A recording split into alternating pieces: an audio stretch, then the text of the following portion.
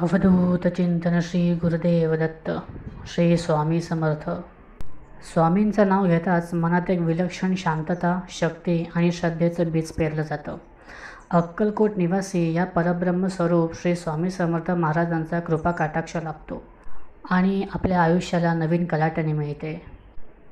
स्वामी समर्थ हे केवळ एक संत नव्हते, ते साक्षात दत्तात्रेयांचे अवतार होते.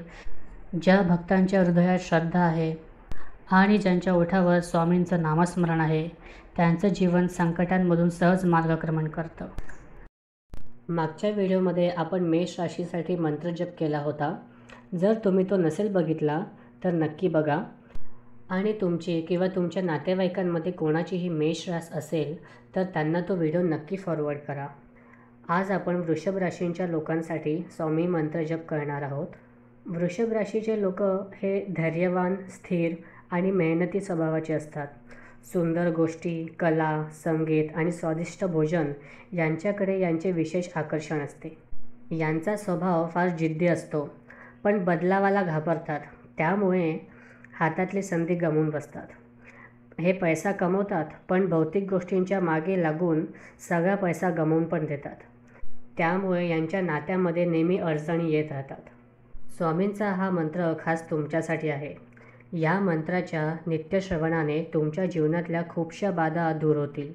या मंत्राच्या नित्यश्रवणाने तुमच्या मनासारख्या गोष्टी घडायला सुरुवात होईल. तुम्ही हा मंत्र नित्यश्रवण करा आणि ज्यांची वृषभ रास असेल त्यांना हा नक्की पाठवा. मंत्रजाप सुरू करण्याआधी माझी तुम्हा सर्वांना विनंती आहे की या चॅनलला सबस्क्राईब करा, हा मंत्र शेअर करा आणि कमेंटमध्ये हा मंत्र लिहायला विसरू नका. चला तर मग आपण सुरू करूया. ओम श्री स्वामी समर्थाय स्थिरलक्षदाय नमः. ओम श्री स्वामी समर्थाय स्थिरलक्षदाय नमः. ओम श्री स्वामी समर्थाय स्थिरलक्षदाय नमः. ओम श्री स्वामी समर्थाय स्थिरलक्षदाय नमः. ओम श्री स्वामी समर्थाय स्थिरलक्षदाय नमः. ओम श्री स्वामी समर्थाय स्थिरलक्षदाय नमः. ओम श्री स्वामी समर्थाय स्थिरलक्षदाय नमः. ओम श्री स्वामी समर्थाय स्थिरलक्षदाय नमः. ओम श्री स्वामी समर्थाय स्थिरलक्षदाय नमः. ओम श्री स्वामी समर्थाय स्थिरलक्षदाय नमः. ओम श्री स्वामी समर्थाय स्थिरलक्षदाय नमः. ओम श्री स्वामी समर्थाय स्थिरलक्षदाय नमः. ओम श्री स्वामी समर्थाय स्थिरलक्षदाय नमः. ओम श्री स्वामी समर्थाय स्थिरलक्षदाय नमः. ओम श्री स्वामी समर्थाय स्थिरलक्षदाय नमः.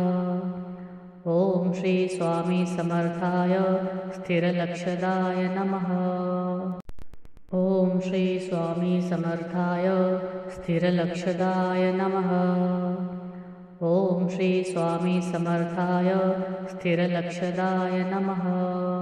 ओम श्री स्वामी समर्थाय स्थिरलक्षदाय नमः. ओम श्री स्वामी समर्थाय स्थिरलक्षदाय नमः. ओम श्री स्वामी समर्थाय स्थिरलक्षदाय नमः. ओम श्री स्वामी समर्थाय स्थिरलक्षदाय नमः. ओम श्री स्वामी समर्थाय स्थिरलक्षदाय नमः. ओम श्री स्वामी समर्थाय स्थिरलक्षदाय नमः. ओम श्री स्वामी समर्थाय स्थिरलक्षदाय नमः. ओम श्री स्वामी समर्थाय स्थिरलक्षदाय नमः. ओम श्री स्वामी समर्थाय स्थिरलक्षदाय नमः. ओम श्री स्वामी समर्थाय स्थिरलक्षदाय नमः. ओम श्री स्वामी समर्थाय स्थिरलक्षदाय नमः। ओम श्री स्वामी समर्थाय स्थिरलक्षदाय नमः। ओम श्री स्वामी समर्थाय स्थिरलक्षदाय नमः। ओम श्री स्वामी समर्थाय स्थिरलक्षदाय नमः। ओम श्री स्वामी समर्थाय स्थिरलक्षदाय नमः। ओम श्री स्वामी समर्थाय स्थिरलक्षदाय नमः। ओम श्री स्वामी समर्थाय स्थिरलक्षदाय नमः। ओम श्री स्वामी समर्थाय स्थिरलक्षदाय नमः। ओम श्री स्वामी समर्थाय स्थिरलक्षदाय नमः।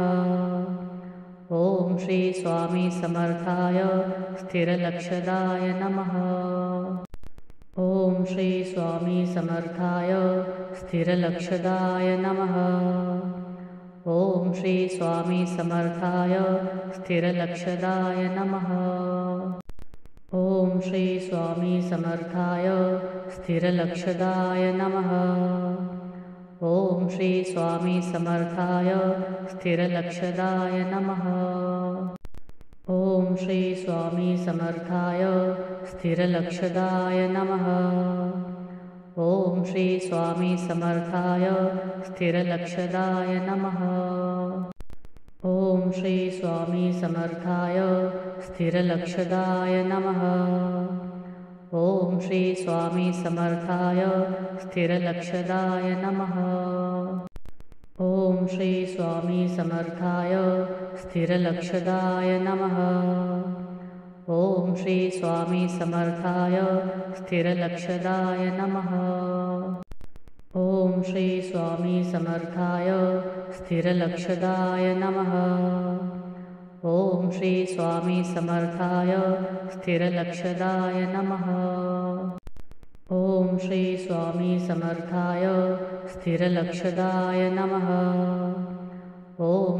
स्वामी समर्थाय स्थिरलक्षदाय नमः। ओम श्री स्वामी समर्थाय स्थिरलक्षदाय नमः। ओम श्री स्वामी समर्थाय स्थिरलक्षदाय नमः। ओम श्री स्वामी समर्थाय स्थिरलक्षदाय नमः। ओम श्री स्वामी समर्थाय स्थिरलक्षदाय नमः। ओम श्री स्वामी समर्थाय स्थिरलक्षदाय नमः। ओम श्री स्वामी समर्थाय स्थिरलक्षदाय नमः। ओम श्री स्वामी समर्थाय स्थिरलक्षदाय नमः। ओम श्री स्वामी समर्थाय स्थिरलक्षदाय नमः। ओम श्री स्वामी समर्थाय स्थिरलक्षदाय नमः। ओम श्री स्वामी समर्थाय स्थिरलक्षदाय नमः। ओम श्री स्वामी समर्थाय स्थिरलक्षदाय नमः। ओम श्री स्वामी समर्थाय स्थिरलक्षदाय नमः। ओम श्री स्वामी समर्थाय स्थिरलक्षदाय नमः। ओम श्री स्वामी समर्थाय स्थिरलक्षदाय नमः। ओम श्री स्वामी समर्थाय स्थिरलक्षदाय नमः। ओम श्री स्वामी समर्थाय स्थिरलक्षदाय नमः। ओम श्री स्वामी समर्थाय स्थिरलक्षदाय नमः। ओम श्री स्वामी समर्थाय स्थिरलक्षदाय नमः। ओम श्री स्वामी समर्थाय स्थिरलक्षदाय नमः। ओम श्री स्वामी समर्थाय स्थिरलक्षदाय नमः। ओम श्री स्वामी समर्थाय स्थिरलक्षदाय नमः। ओम श्री स्वामी समर्थाय स्थिरलक्षदाय नमः। ओम श्री स्वामी समर्थाय स्थिरलक्षदाय नमः। ओम श्री स्वामी समर्थाय स्थिरलक्षदाय नमः। ओम श्री स्वामी समर्थाय स्थिरलक्षदाय नमः। ओम श्री स्वामी समर्थाय स्थिरलक्षदाय नमः। ओम श्री स्वामी समर्थाय स्थिरलक्षदाय नमः। ओम श्री स्वामी समर्थाय स्थिरलक्षदाय नमः। ओम श्री स्वामी समर्थाय स्थिरलक्षदाय नमः। ओम श्री स्वामी समर्थाय स्थिरलक्षदाय नमः। ओम श्री स्वामी समर्थाय स्थिरलक्षदाय नमः। ओम श्री स्वामी समर्थाय स्थिरलक्षदाय नमः। ओम श्री स्वामी समर्थाय स्थिरलक्षदाय नमः। ओम श्री स्वामी समर्थाय स्थिरलक्षदाय नमः। ओम श्री स्वामी समर्थाय स्थिरलक्षदाय नमः। ओम श्री स्वामी समर्थाय स्थिरलक्षदाय नमः। ओम श्री स्वामी समर्थाय स्थिरलक्षदाय नमः। ओम श्री स्वामी समर्थाय स्थिरलक्षदाय नमः। ओम श्री स्वामी समर्थाय स्थिरलक्षदाय नमः। ओम श्री स्वामी समर्थाय स्थिरलक्षदाय नमः। ओम श्री स्वामी समर्थाय स्थिरलक्षदाय नमः। ओम श्री स्वामी समर्थाय स्थिरलक्षदाय नमः। ओम श्री स्वामी समर्थाय स्थिरलक्षदाय नमः। ओम श्री स्वामी समर्थाय स्थिरलक्षदाय नमः। ओम श्री स्वामी समर्थाय स्थिरलक्षदाय नमः। ओम श्री स्वामी समर्थाय स्थिरलक्षदाय नमः। ओम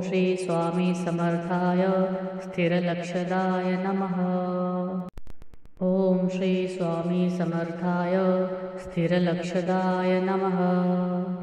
ओम श्री स्वामी समर्थाय स्थिरलक्षदाय नमः। ओम श्री स्वामी समर्थाय स्थिरलक्षदाय नमः। ओम श्री स्वामी समर्थाय स्थिरलक्षदाय नमः। ओम श्री स्वामी समर्थाय स्थिरलक्षदाय नमः। ओम श्री स्वामी समर्थाय स्थिरलक्षदाय नमः। ओम श्री स्वामी समर्थाय स्थिरलक्षदाय नमः। ओम श्री स्वामी समर्थाय स्थिरलक्षदाय नमः। ओम श्री स्वामी समर्थाय स्थिरलक्षदाय नमः। ओम श्री स्वामी समर्थाय स्थिरलक्षदाय नमः। ओम श्री स्वामी समर्थाय स्थिरलक्षदाय नमः। ओम श्री स्वामी समर्थाय स्थिरलक्षदाय नमः। ओम श्री स्वामी समर्थाय स्थिरलक्षदाय नमः। ओम श्री स्वामी समर्थाय स्थिरलक्षदाय नमः। ओम श्री स्वामी समर्थाय स्थिरलक्षदाय नमः। ओम श्री स्वामी समर्थाय स्थिरलक्षदाय नमः। ओम श्री स्वामी समर्थाय स्थिरलक्षदाय नमः। ओम श्री स्वामी समर्थाय स्थिरलक्षदाय नमः। ओम श्री स्वामी समर्थाय स्थिरलक्षदाय नमः। ओम श्री स्वामी समर्थाय स्थिरलक्षदाय नमः। ओम श्री स्वामी समर्थाय स्थिरलक्षदाय नमः। ओम श्री स्वामी समर्थाय स्थिरलक्षदाय नमः। ओम श्री स्वामी समर्थाय स्थिरलक्षदाय नमः। ओम श्री स्वामी समर्थाय स्थिरलक्षदाय नमः। ओम श्री स्वामी समर्थाय स्थिरलक्षदाय नमः। ओम श्री स्वामी समर्थाय स्थिरलक्षदाय नमः। ओम श्री स्वामी समर्थाय स्थिरलक्षदाय नमः। ओम श्री स्वामी समर्थाय स्थिरलक्षदाय नमः। ओम श्री स्वामी समर्थाय स्थिरलक्षदाय नमः। ओम श्री स्वामी समर्थाय स्थिरलक्षदाय नमः। ओम श्री स्वामी समर्थाय स्थिरलक्षदाय नमः। ओम श्री स्वामी समर्थाय स्थिरलक्षदाय नमः। ओम श्री स्वामी समर्थाय स्थिरलक्षदाय नमः। ओम श्री स्वामी समर्थाय स्थिरलक्षदाय नमः। ओम श्री स्वामी समर्थाय स्थिरलक्षदाय नमः। ओम श्री स्वामी समर्थाय स्थिरलक्षदाय नमः। ओम श्री स्वामी समर्थाय स्थिरलक्षदाय नमः। ओम श्री स्वामी समर्थाय स्थिरलक्षदाय नमः। ओम श्री स्वामी समर्थाय स्थिरलक्षदाय नमः। ओम श्री स्वामी समर्थाय स्थिरलक्षदाय नमः।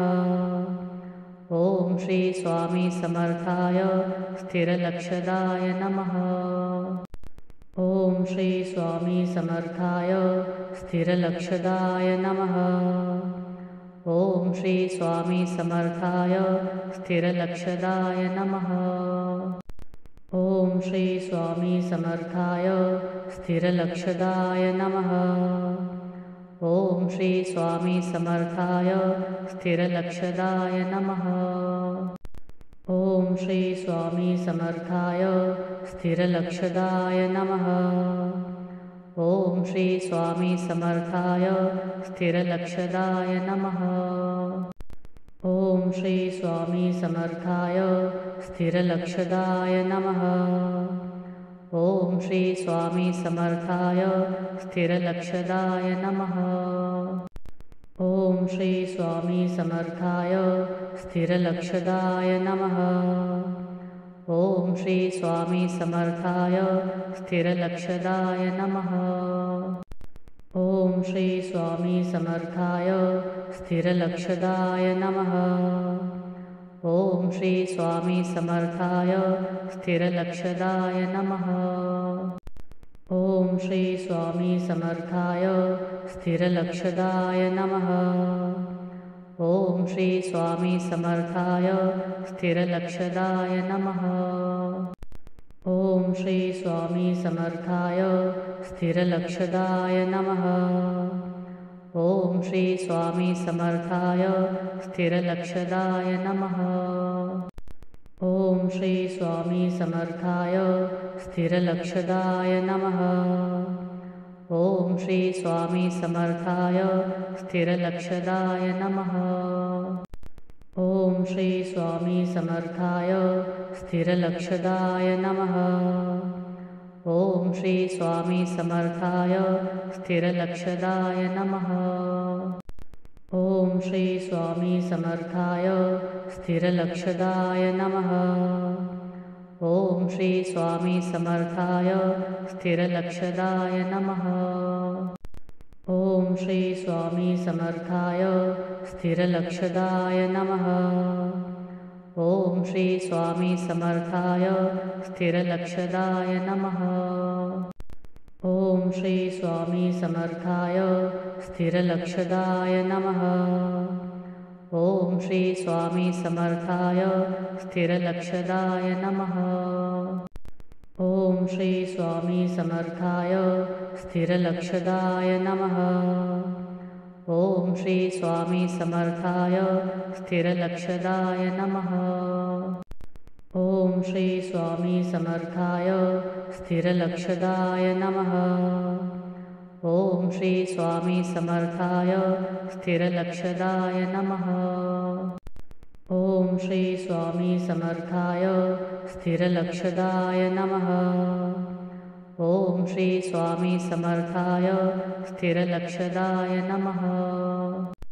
ओम श्री स्वामी समर्थाय स्थिरलक्षदाय नमः।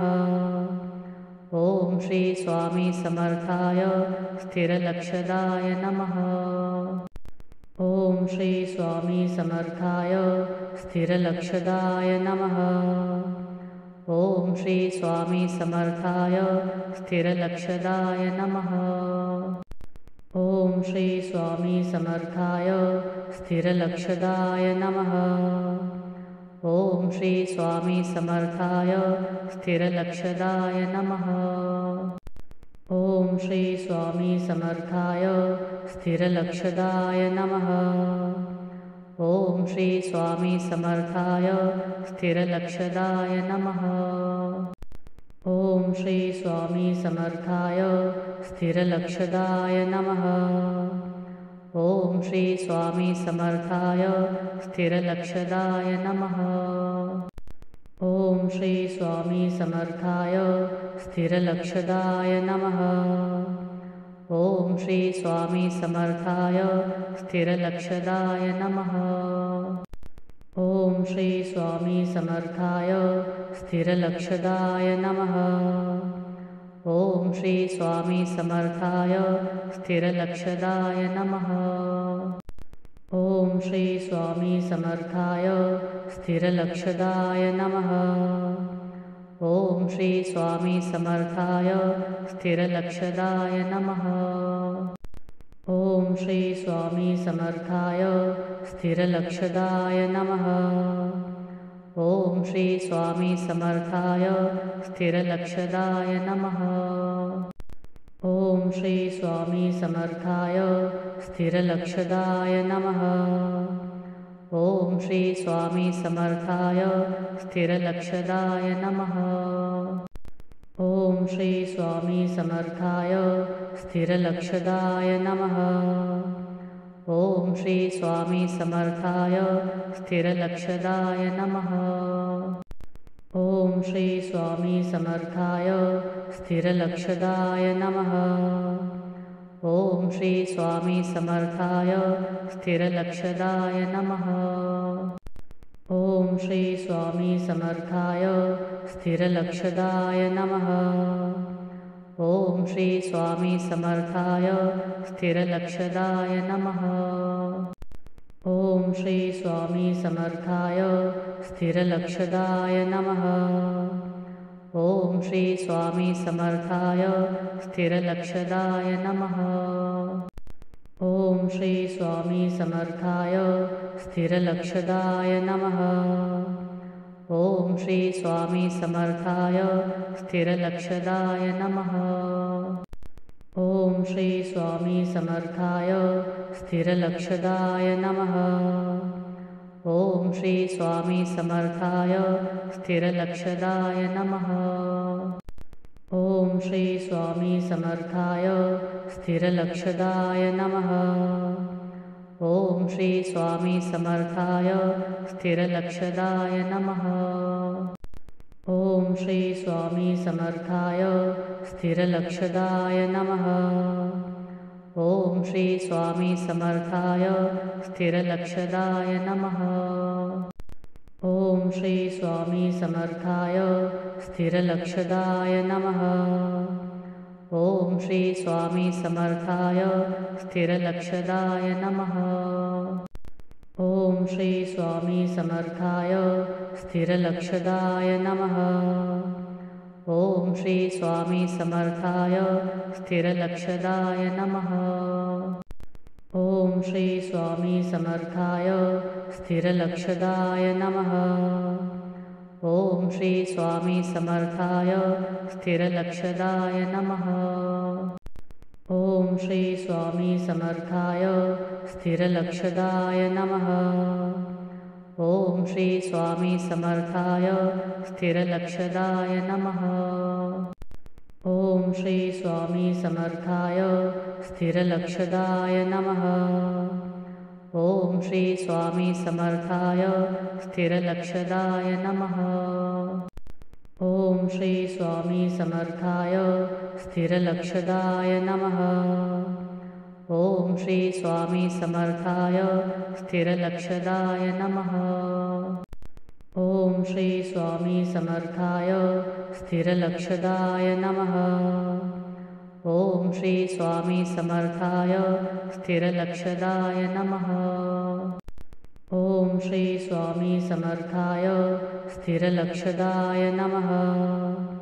ओम श्री स्वामी समर्थाय स्थिरलक्षदाय नमः। ओम श्री स्वामी समर्थाय स्थिरलक्षदाय नमः। ओम श्री स्वामी समर्थाय स्थिरलक्षदाय नमः। ओम श्री स्वामी समर्थाय स्थिरलक्षदाय नमः। ओम श्री स्वामी समर्थाय स्थिरलक्षदाय नमः।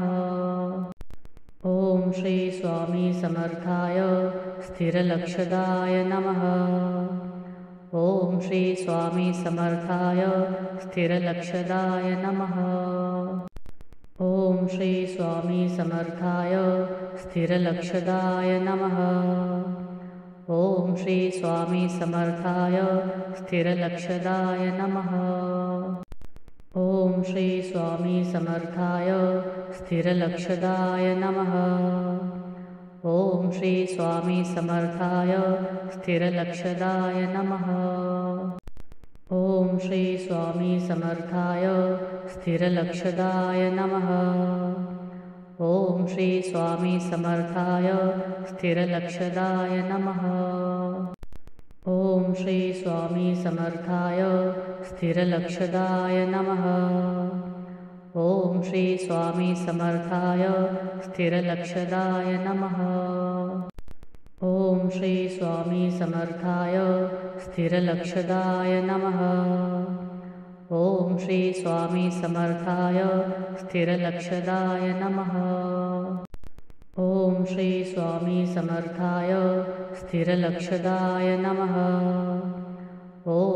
स्वामी समर्थाय स्थिरलक्षदाय नमः। ओम श्री स्वामी समर्थाय स्थिरलक्षदाय नमः। ओम श्री स्वामी समर्थाय स्थिरलक्षदाय नमः। ओम श्री स्वामी समर्थाय स्थिरलक्षदाय नमः। ओम श्री स्वामी समर्थाय स्थिरलक्षदाय नमः। ओम श्री स्वामी समर्थाय स्थिरलक्षदाय नमः। ओम श्री स्वामी समर्थाय स्थिरलक्षदाय नमः। ओम श्री स्वामी समर्थाय स्थिरलक्षदाय नमः। ओम श्री स्वामी समर्थाय स्थिरलक्षदाय नमः। ओम श्री स्वामी समर्थाय स्थिरलक्षदाय नमः। ओम श्री स्वामी समर्थाय स्थिरलक्षदाय नमः। ओम श्री स्वामी समर्थाय स्थिरलक्षदाय नमः। ओम श्री स्वामी समर्थाय स्थिरलक्षदाय नमः। ओम श्री स्वामी समर्थाय स्थिरलक्षदाय नमः। ओम श्री स्वामी समर्थाय स्थिरलक्षदाय नमः। ओम श्री स्वामी समर्थाय स्थिरलक्षदाय नमः। ओम श्री स्वामी समर्थाय स्थिरलक्षदाय नमः। ओम श्री स्वामी समर्थाय स्थिरलक्षदाय नमः। ओम श्री स्वामी समर्थाय स्थिरलक्षदाय नमः। ओम श्री स्वामी समर्थाय स्थिरलक्षदाय नमः। ओम श्री स्वामी समर्थाय स्थिरलक्षदाय नमः। ओम श्री स्वामी समर्थाय स्थिरलक्षदाय नमः। ओम श्री स्वामी समर्थाय स्थिरलक्षदाय नमः। ओम श्री स्वामी समर्थाय स्थिरलक्षदाय नमः।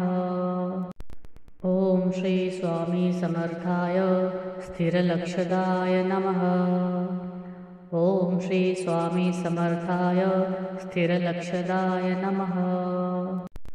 ओम श्री स्वामी समर्थाय स्थिरलक्षदाय नमः। ओम श्री स्वामी समर्थाय स्थिरलक्षदाय नमः। ओम श्री स्वामी समर्थाय स्थिरलक्षदाय नमः।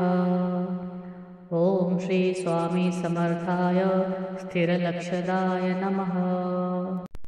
ओम श्री स्वामी समर्थाय स्थिरलक्षदाय नमः। ओम श्री स्वामी समर्थाय स्थिरलक्षदाय नमः। ओम श्री स्वामी समर्थाय स्थिरलक्षदाय नमः। ओम श्री स्वामी समर्थाय स्थिरलक्षदाय नमः। ओम श्री स्वामी समर्थाय स्थिरलक्षदाय नमः। ओम श्री स्वामी समर्थाय स्थिरलक्षदाय नमः। ओम श्री स्वामी समर्थाय स्थिरलक्षदाय नमः। ओम श्री स्वामी समर्थाय स्थिरलक्षदाय नमः। ओम श्री स्वामी समर्थाय स्थिरलक्षदाय नमः। ओम श्री स्वामी समर्थाय स्थिरलक्षदाय नमः। ओम श्री स्वामी समर्थाय स्थिरलक्षदाय नमः। ओम श्री स्वामी समर्थाय स्थिरलक्षदाय नमः। ओम श्री स्वामी समर्थाय स्थिरलक्षदाय नमः। ओम श्री स्वामी समर्थाय स्थिरलक्षदाय नमः। ओम श्री स्वामी समर्थाय स्थिरलक्षदाय नमः। ओम श्री स्वामी समर्थाय स्थिरलक्षदाय नमः। ओम श्री स्वामी समर्थाय स्थिरलक्षदाय नमः। ओम श्री स्वामी समर्थाय स्थिरलक्षदाय नमः। ओम श्री स्वामी समर्थाय स्थिरलक्षदाय नमः। ओम श्री स्वामी समर्थाय स्थिरलक्षदाय नमः। ओम श्री स्वामी समर्थाय स्थिरलक्षदाय नमः। ओम श्री स्वामी समर्थाय स्थिरलक्षदाय नमः। ओम श्री स्वामी समर्थाय स्थिरलक्षदाय नमः। ओम श्री स्वामी समर्थाय स्थिरलक्षदाय नमः। ओम श्री स्वामी समर्थाय स्थिरलक्षदाय नमः। ओम श्री स्वामी समर्थाय स्थिरलक्षदाय नमः। ओम श्री स्वामी समर्थाय स्थिरलक्षदाय नमः। ओम श्री स्वामी समर्थाय स्थिरलक्षदाय नमः। ओम श्री स्वामी समर्थाय स्थिरलक्षदाय नमः। ओम श्री स्वामी समर्थाय स्थिरलक्षदाय नमः। ओम श्री स्वामी समर्थाय स्थिरलक्षदाय नमः। ओम श्री स्वामी समर्थाय स्थिरलक्षदाय नमः। ओम श्री स्वामी समर्थाय स्थिरलक्षदाय नमः। ओम श्री स्वामी समर्थाय स्थिरलक्षदाय नमः। ओम श्री स्वामी समर्थाय स्थिरलक्षदाय नमः। ओम श्री स्वामी समर्थाय स्थिरलक्षदाय नमः। ओम श्री स्वामी समर्थाय स्थिरलक्षदाय नमः। ओम श्री स्वामी समर्थाय स्थिरलक्षदाय नमः। ओम श्री स्वामी समर्थाय स्थिरलक्षदाय नमः। ओम श्री स्वामी समर्थाय स्थिरलक्षदाय नमः। ओम श्री स्वामी समर्थाय स्थिरलक्षदाय नमः। ओम श्री स्वामी समर्थाय स्थिरलक्षदाय नमः। ओम श्री स्वामी समर्थाय स्थिरलक्षदाय नमः। ओम श्री स्वामी समर्थाय स्थिरलक्षदाय नमः। ओम श्री स्वामी समर्थाय स्थिरलक्षदाय नमः। ओम श्री स्वामी समर्थाय स्थिरलक्षदाय नमः।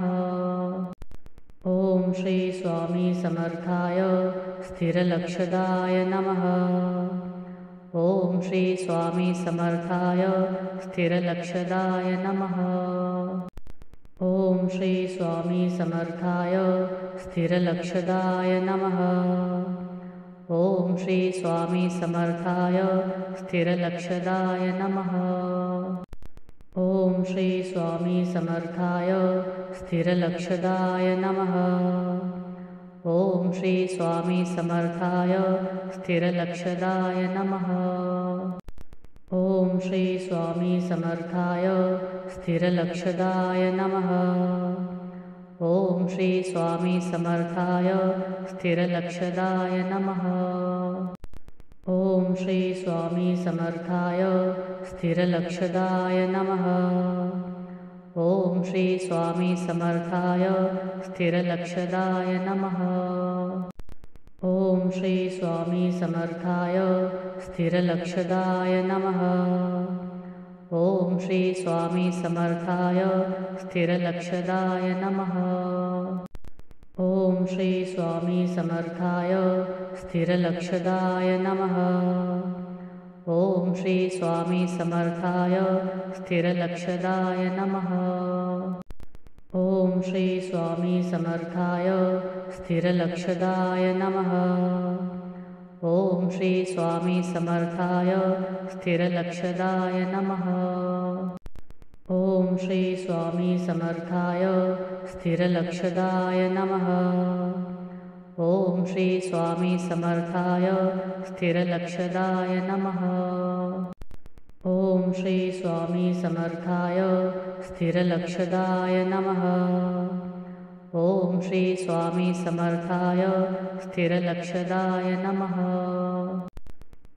श्री स्वामी समर्थाय स्थिरलक्षदाय नमः।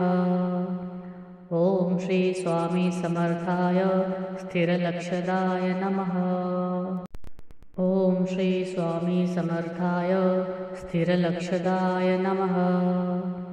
ओम श्री स्वामी समर्थाय स्थिरलक्षदाय नमः।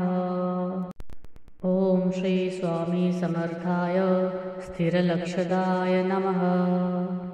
ओम श्री स्वामी समर्थाय स्थिरलक्षदाय नमः। ओम श्री स्वामी समर्थाय स्थिरलक्षदाय नमः। ओम श्री स्वामी समर्थाय स्थिरलक्षदाय नमः।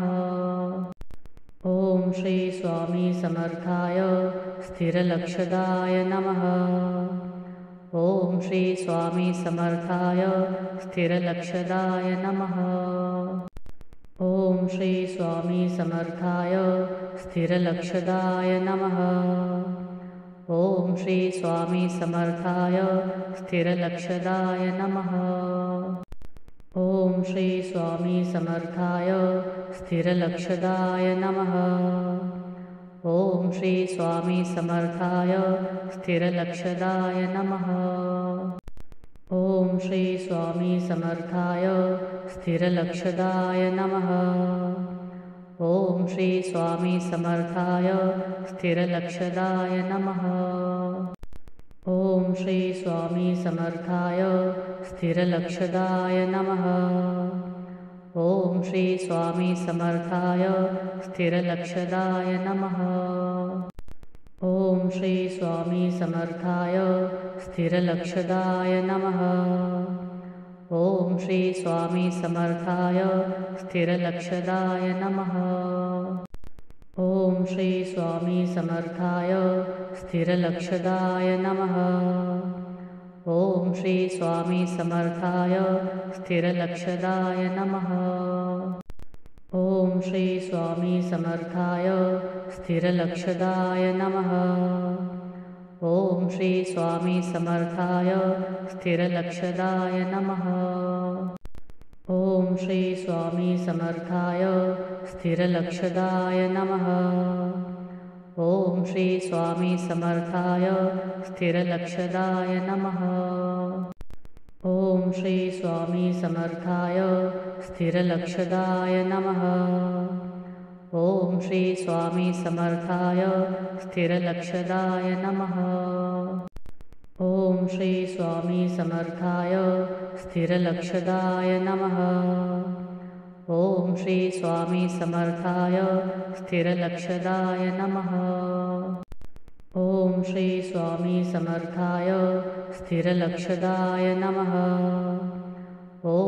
स्वामी समर्थाय स्थिरलक्षदाय नमः। ओम श्री स्वामी समर्थाय स्थिरलक्षदाय नमः। ओम श्री स्वामी समर्थाय स्थिरलक्षदाय नमः। ओम श्री स्वामी समर्थाय स्थिरलक्षदाय नमः। ओम श्री स्वामी समर्थाय स्थिरलक्षदाय नमः।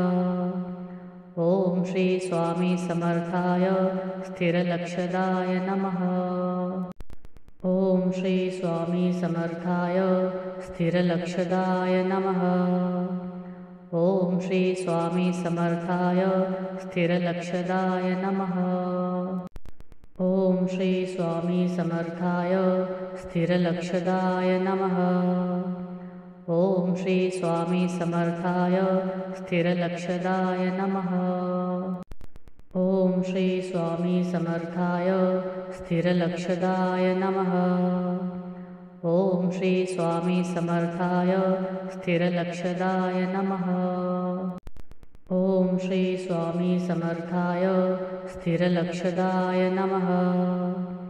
ओम श्री स्वामी समर्थाय स्थिरलक्षदाय नमः।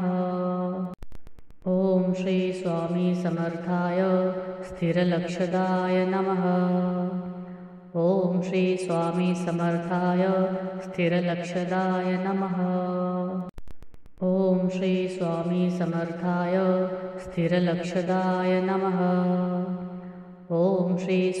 समर्थाय स्थिरलक्षदाय नमः। ओम श्री स्वामी समर्थाय स्थिरलक्षदाय नमः। ओम श्री स्वामी समर्थाय स्थिरलक्षदाय नमः। ओम श्री स्वामी समर्थाय स्थिरलक्षदाय नमः। ओम श्री स्वामी समर्थाय स्थिरलक्षदाय नमः। ओम श्री स्वामी समर्थाय स्थिरलक्षदाय नमः। ओम श्री स्वामी समर्थाय स्थिरलक्षदाय नमः। ओम श्री स्वामी समर्थाय स्थिरलक्षदाय नमः। ओम श्री स्वामी समर्थाय स्थिरलक्षदाय नमः। ओम श्री स्वामी समर्थाय स्थिरलक्षदाय नमः। ओम श्री स्वामी समर्थाय स्थिरलक्षदाय नमः। ओम श्री स्वामी समर्थाय स्थिरलक्षदाय नमः। ओम श्री स्वामी समर्थाय स्थिरलक्षदाय नमः। ओम श्री स्वामी समर्थाय स्थिरलक्षदाय नमः। ओम श्री स्वामी समर्थाय स्थिरलक्षदाय नमः। ओम श्री स्वामी समर्थाय स्थिरलक्षदाय नमः। ओम श्री स्वामी समर्थाय स्थिरलक्षदाय नमः। ओम श्री स्वामी समर्थाय स्थिरलक्षदाय नमः। ओम श्री स्वामी समर्थाय स्थिरलक्षदाय नमः। ओम श्री स्वामी समर्थाय स्थिरलक्षदाय नमः। ओम श्री स्वामी समर्थाय स्थिरलक्षदाय नमः। ओम श्री स्वामी समर्थाय स्थिरलक्षदाय नमः। ओम श्री स्वामी समर्थाय स्थिरलक्षदाय नमः। ओम श्री स्वामी समर्थाय स्थिरलक्षदाय नमः। ओम श्री स्वामी समर्थाय स्थिरलक्षदाय नमः। ओम श्री स्वामी समर्थाय स्थिरलक्षदाय नमः। ओम श्री स्वामी समर्थाय स्थिरलक्षदाय नमः। ओम श्री स्वामी समर्थाय स्थिरलक्षदाय नमः। ओम श्री स्वामी समर्थाय स्थिरलक्षदाय नमः। ओम श्री स्वामी समर्थाय स्थिरलक्षदाय नमः। ओम श्री स्वामी समर्थाय स्थिरलक्षदाय नमः। ओम श्री स्वामी समर्थाय स्थिरलक्षदाय नमः। ओम श्री स्वामी समर्थाय स्थिरलक्षदाय नमः। ओम श्री स्वामी समर्थाय स्थिरलक्षदाय नमः। ओम श्री स्वामी समर्थाय स्थिरलक्षदाय नमः। ओम श्री स्वामी समर्थाय स्थिरलक्षदाय नमः। ओम श्री स्वामी समर्थाय स्थिरलक्षदाय नमः। ओम श्री स्वामी समर्थाय स्थिरलक्षदाय नमः। ओम श्री स्वामी समर्थाय स्थिरलक्षदाय नमः। ओम श्री स्वामी समर्थाय स्थिरलक्षदाय नमः। ओम श्री स्वामी समर्थाय स्थिरलक्षदाय नमः। ओम श्री स्वामी समर्थाय स्थिरलक्षदाय नमः। ओम श्री स्वामी समर्थाय स्थिरलक्षदाय नमः।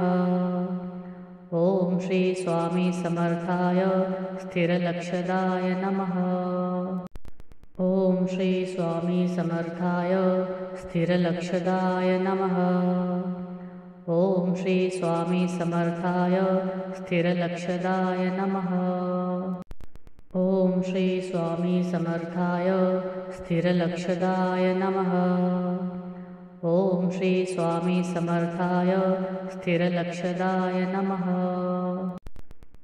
श्री स्वामी समर्थाय स्थिरलक्षदाय नमः। ओम श्री स्वामी समर्थाय स्थिरलक्षदाय नमः। ओम श्री स्वामी समर्थाय स्थिरलक्षदाय नमः। ओम श्री स्वामी समर्थाय स्थिरलक्षदाय नमः। ओम श्री स्वामी समर्थाय स्थिरलक्षदाय नमः। ओम श्री स्वामी समर्थाय स्थिरलक्षदाय नमः। ओम श्री स्वामी समर्थाय स्थिरलक्षदाय नमः। ओम श्री स्वामी समर्थाय स्थिरलक्षदाय नमः। ओम श्री स्वामी समर्थाय स्थिरलक्षदाय नमः।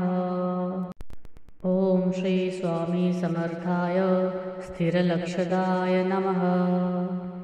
ओम श्री स्वामी समर्थाय स्थिरलक्षदाय नमः।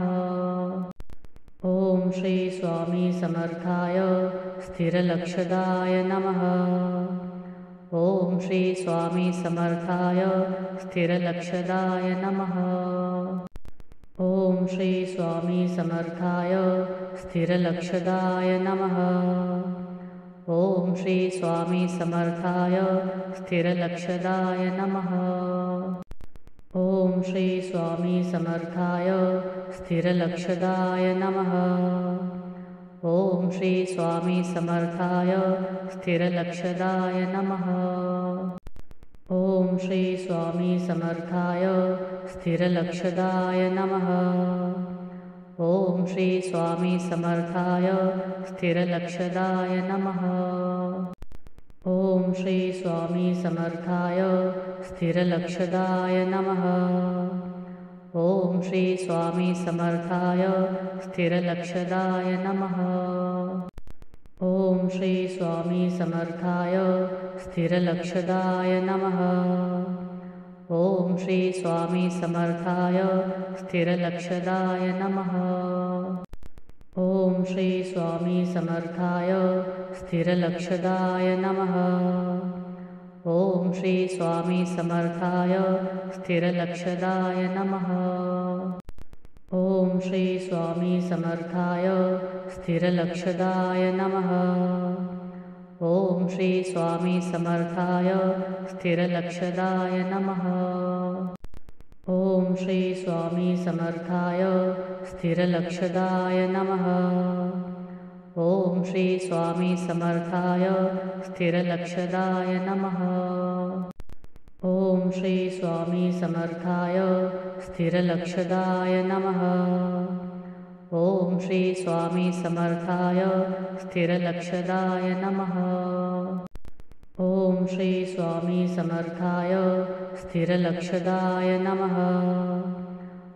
श्री स्वामी समर्थाय स्थिरलक्षदाय नमः।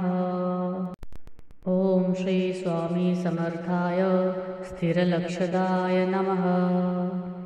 ओम श्री स्वामी समर्थाय स्थिरलक्षदाय नमः। ओम श्री स्वामी समर्थाय स्थिरलक्षदाय नमः। ओम श्री स्वामी समर्थाय स्थिरलक्षदाय नमः। ओम श्री स्वामी समर्थाय स्थिरलक्षदाय नमः। ओम श्री स्वामी समर्थाय स्थिरलक्षदाय नमः। ओम श्री स्वामी समर्थाय स्थिरलक्षदाय नमः। ओम श्री स्वामी समर्थाय स्थिरलक्षदाय नमः। ओम श्री स्वामी समर्थाय स्थिरलक्षदाय नमः। ओम श्री स्वामी समर्थाय स्थिरलक्षदाय नमः। ओम श्री स्वामी समर्थाय स्थिरलक्षदाय नमः। ओम श्री स्वामी समर्थाय स्थिरलक्षदाय नमः। ओम श्री स्वामी समर्थाय स्थिरलक्षदाय नमः। ओम श्री स्वामी समर्थाय स्थिरलक्षदाय नमः। ओम श्री स्वामी समर्थाय स्थिरलक्षदाय नमः। ओम श्री स्वामी